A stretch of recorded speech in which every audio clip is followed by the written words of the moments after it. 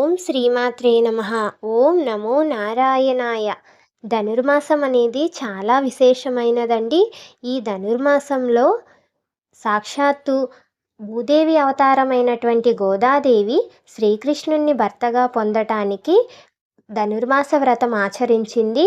ఈ వ్రతం ఆచరించేటప్పుడు గోదాదేవి 30 రోజులు 30 పాసురాలు స్వామివారి కోసం పాడింది. రోజుకొక పాసురం చొప్పున ఆ పాసురాని అర్థం తెలుసుకుందాం.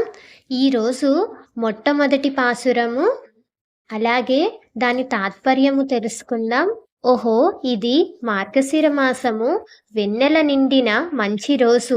ఓ అందమైన ఆభరణములు కల పడుచులారా, ఐశ్వర్యముతో నిండిన రేపల్లెలో సంపదలతో తూలుతూగుచున్న ఓ బాలికలారా, ఈ మార్గశీర్ష స్నానము చేయవలెనన్న సంకల్పమున్నచో రండి ముందుకు.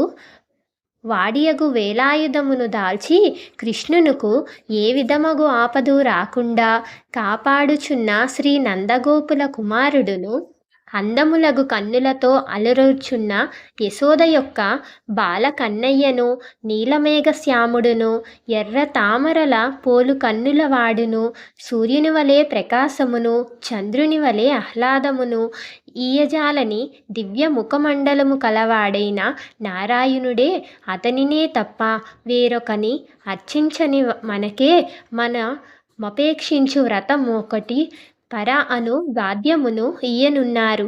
మనం ఈ వ్రతం చేయడం వల్ల లోకులందరూ కూడా ఎంతో సంతోషిస్తారు.